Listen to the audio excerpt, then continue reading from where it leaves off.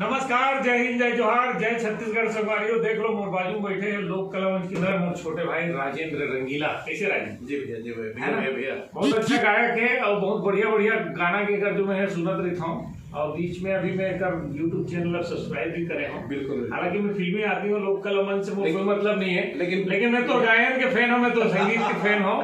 तो बड़े भाई भी है मिला रंगीला जी, मैं बहुत पहले जानता हूँ। जी जी। और छोटे भाई है बहुत बढ़िया आपके बीच में लोक कला मंच वगैरह प्रस्तुत करत रहते। और इधर यूट्यूब चैनल है रंगीला म्यूजिक करके, तो बोला मैं सब्सक्राइब तो कर ही रहा हूँ, तुमन भी करो, लाइक करो, शेयर करो। और भाई ला ज्यादा से ज्यादा भी तो पूरा साल भर बिजी रहते थे, एक से एक प्रोग्राम है ना। तो कोनो कोनो प्रोग्राम में मोरो डिमांड करो गिरधारी पांडे चाहिए करके, तो बुला ही फिर राजे बिल्कुल।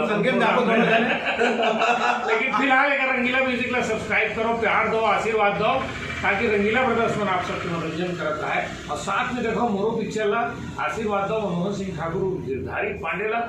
और देखत रहो रंगीला म्यूजिक ला, सुनत रहो राजेंद्र रंगीला के गीत। जय जोहार, जय छत्तीसगढ़। जय छत्तीसगढ़। हमारे